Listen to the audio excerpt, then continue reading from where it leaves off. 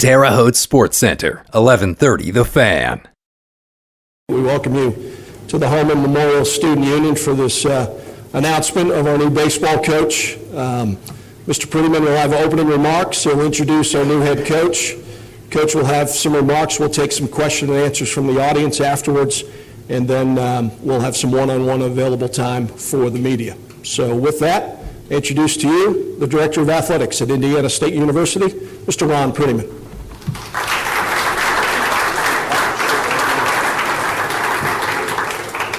Good morning, everyone. Thank you for being here on this really historic occasion for Indiana State Athletics. This is always a special day when we get to welcome new friends to the Sycamore family. Let me lead off by saying, first of all, that I want to thank Coach Rick Heller for the good work that he did while he was here for the past 4 seasons. We wish him well as he pursues other opportunities.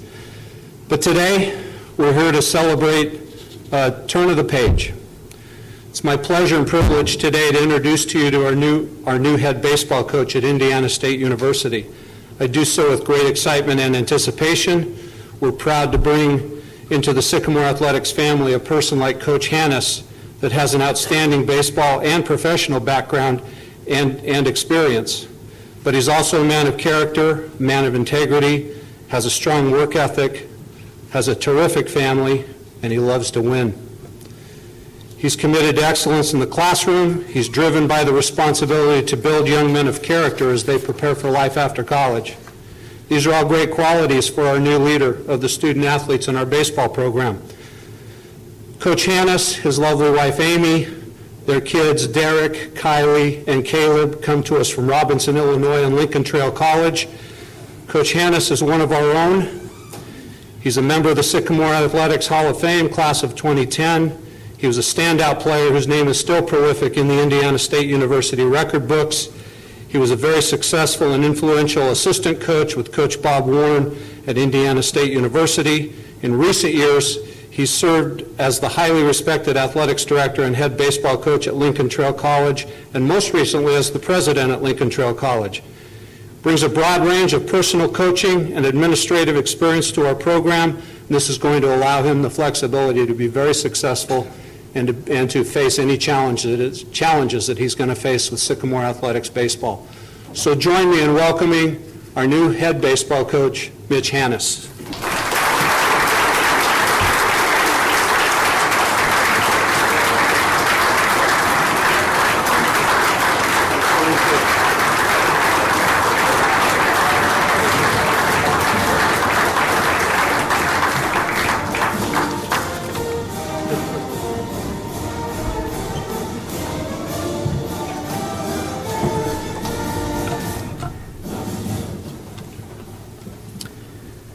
Thank you for that nice applause and that welcome. I appreciate that.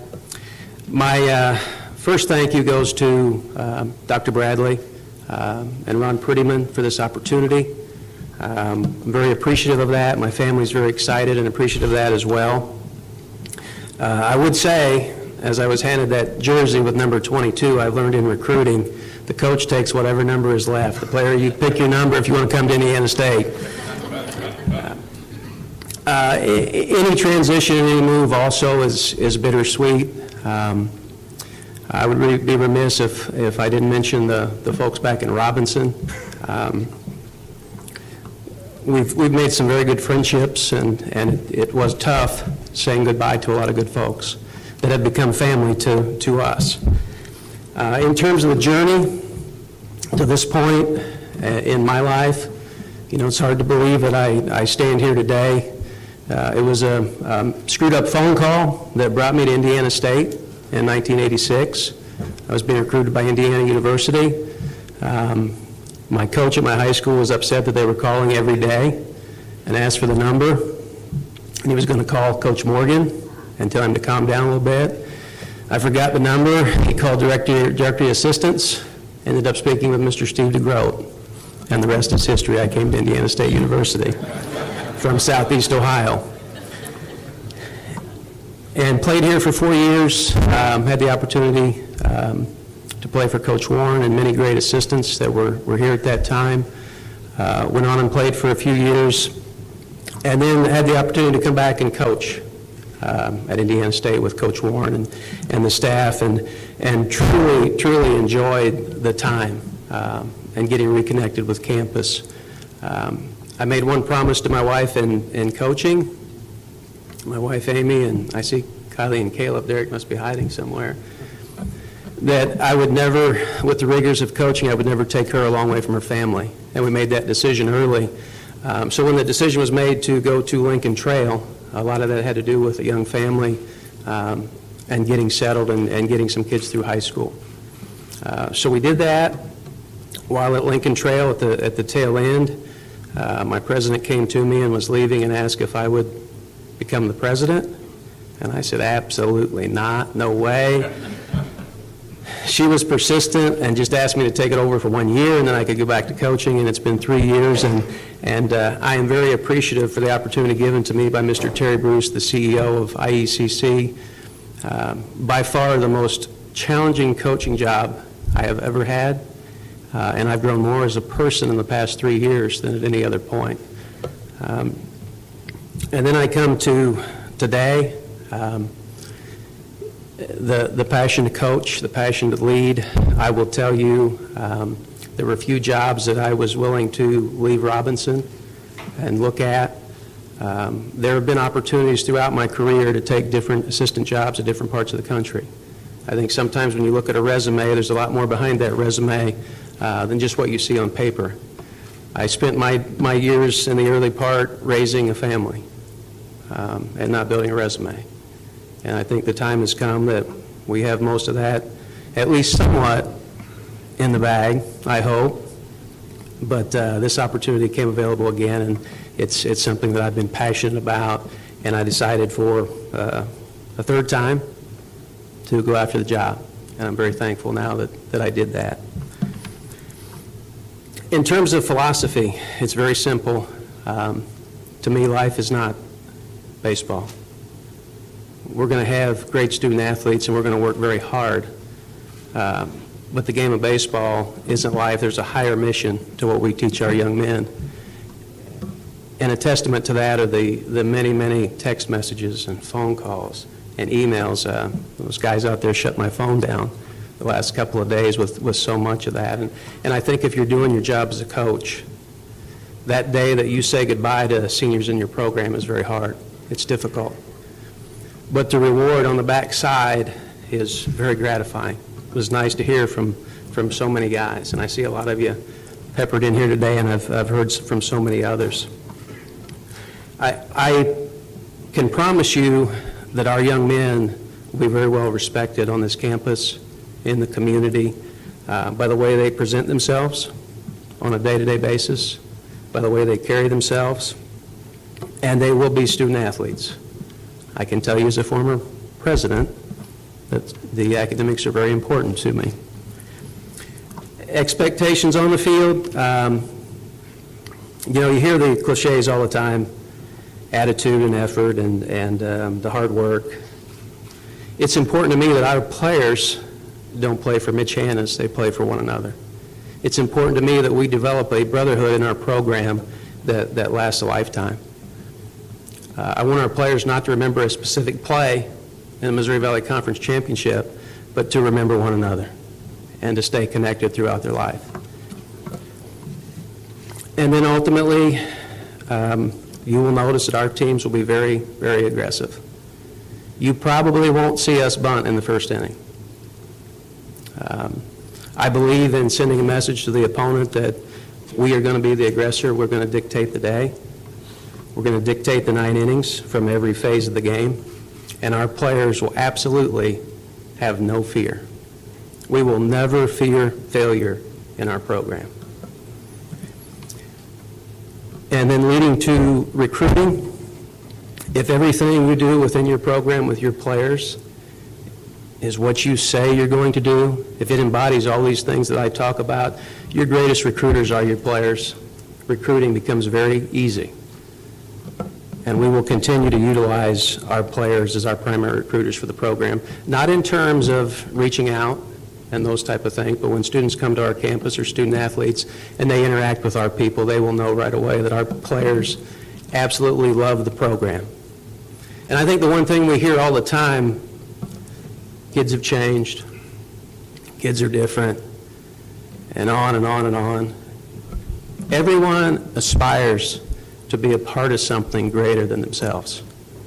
Every young person I've ever been around aspires to be a part of something great. And if you have that in place, young people haven't changed. They still want that.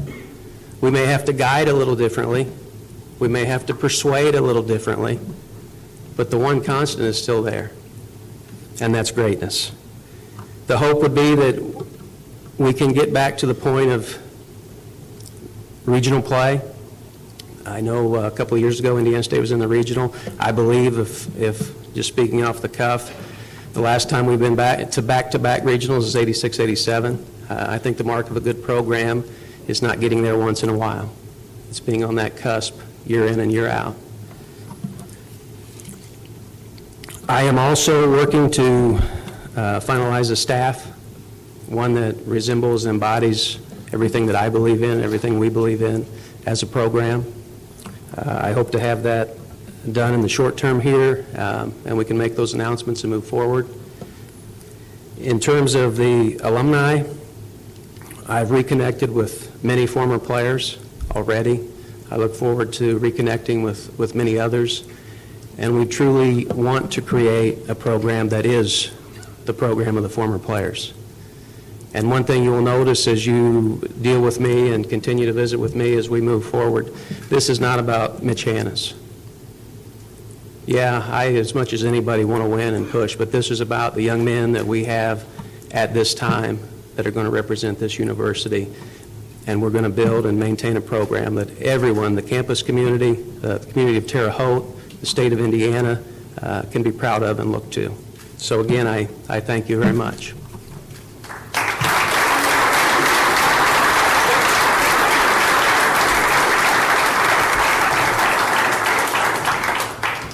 We have a wireless mic that's going around the open part of our press conference, so if you would, just raise your hand. We get a microphone, and you can ask the coach or Mr. Prettyman any question. We'll also do one-on-ones later on in the back row. Coach Lasso Michaels from 1130 The Fan here in town. Difference between junior college, community college baseball to Division I, any obstacles you foresee that you're going to have to overcome, coaching-wise? I think that's something that's changed a lot in the past 10, 12, even 15 years, the perception of junior colleges and there being a big gap, or there are a bunch of renegades out there playing junior college baseball. I can tell you that I've seen as many junior college baseball players that could suit up at Indiana State that suited up in our league in the Great Rivers Conference. So I think there was a bad stigma there for many years. If you look at the roster currently and you look at the incoming recruits right now, you'll see a lot of junior college players. And I think junior college players are very vital to the stability of a program. So is there a gap? Maybe in some cases. But I think if you have been in that circuit, and it's probably the biggest surprise I had when I went from Indiana State as an assistant here to coaching at Lincoln Trail, the biggest eye-opening experience for me was the talent level of the community college players, and also the stigma that they're not good people. Any other questions? Don't be shy. Also, you got another one? As far as coaching your son, it's something that most coaches dream of doing. You have that ability to do it here at your alma mater, and talk about the experience and what you look forward to. I can't say that that's a dream.